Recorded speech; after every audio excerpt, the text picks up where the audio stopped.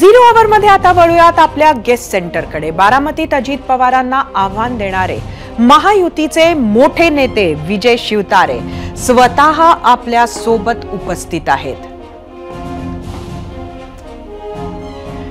विजय शिवतारे जी, आपलं स्वागत आहे एबीपी माझाच्या झिरो आवर मध्ये। आपण जर बारामतीत उतरलात तर अजित पवारांचं नुकसान पण सुप्रिया सुळेंचा फायदा नाही का, काय सांगाल?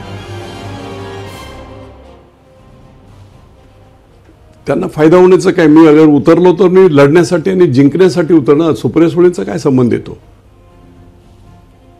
त्यामुळे माझ्या जनतेची लढाई जी आहे, सर्वसामान्यांची लढाई, ती मी लढतोय आणि जनसामान्यांचा प्रतिनिधी म्हणून ते काम करतोय आणि म्हणून त्यांना जिंकण्याचा प्रश्न येतो कुठे? मी काय अशा प्रकारच्या हाराकिरी करायला, कोणाला जिंकवायला आणि कोणाला हरवायला याच्यासाठी करत नाही। पुन्हा एकदा मी सांगतो, पंतप्रधान नरेंद्र मोदी महाराष्ट्रातील एक एक सीट मोजत असताना आपण अशा पद्धतीने उभा राहिलात तर त्याचा परिणाम काय?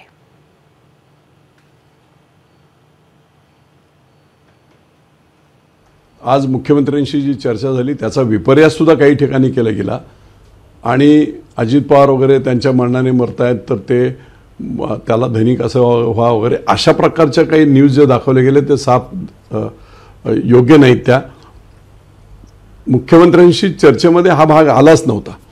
बाहेर 2-4 दिवस बाकी मी स्वतः माझं मत मांडतोय की मी जरी लढलो नाही तरी आपल्या स्वतःच्या कर्माने राजकीयदृष्ट्या ते संपतील असं वक्तव्य माझं स्वतःच आहे। अनेक ठिकाणी मी बोललोय, मी काल बोललो, परवा बोललो, मी जरी उभा राहिलो नाही तरी ते आपल्या मरणाने राजकीयदृष्ट्या संपतील हे मी एकदा नाही 10 वेळा बोललेले। पण त्याचा इथे काही संबंधच नाही, ते इथे जोडलं गेलं आहे आणि कदाचित अनावधानाने ते सतत मी ते वाक्य माझ्या तोंडात होतं, पण मुख्यमंत्री महोदयांशी याची चर्चा झालीच नाही। मुख्यमंत्री महोदयांनी पुन्हा हेच सांगितलं गेलं की एक सीट आपल्याला महत्त्वाची आहे, महाविकास आघाडीचा धर्म आपल्याला पाळायला हवा। मी त्यांना तेही सांगितले, सीट अडचणीत आहे तर अडचणीत असेल तरी आपण सगळ्यांनी तो प्रयत्न करून ती जिंकवली पाहिजे, अशा प्रकारचं त्यांनी मला स्पष्टपणे सांगितलं। त्यामुळे मला वाटते हा विपर्यास आपण खोडून काढावा। मुख्यमंत्री महोदयांनी याविषयी एक शब्दही काढला नव्हता। मी देखील त्या चर्चेमध्ये ते बोललो नव्हतो, परंतु गेल्या 8-10 दिवसामध्ये माझ्या चर्चेमध्ये माझ्या मनातलं ती गोष्ट अनेकांशी चर्चा करून हे नक्की झालं होतं। काही लोक असेही मला म्हणाले होते की अरे बाबा, तर अजित पवार असेही राजकीयदृष्ट्या संपणार आहेत तर आपण त्याचे धनी का व्हावं, असे अनेक कार्यकर्ते वगैरे यांची ती भावना होती, काही लोकांची ती सततची माझ्या डोक्यामध्ये होती। बाकी मुख्यमंत्री महोदय असे बोलले नाही, तो विपर्यास झालेला आहे।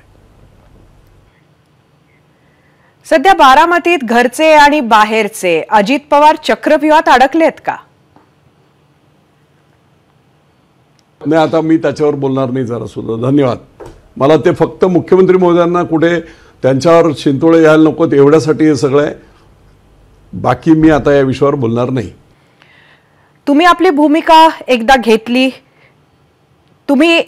आपली भूमिका घेतलीत, एकंदरीत त्यानंतर शरद पवार, सुप्रिया सुळे किंवा पवार कुटुंबातील इतर कोणी सदस्यानं तुम्हाला संपर्क केला का?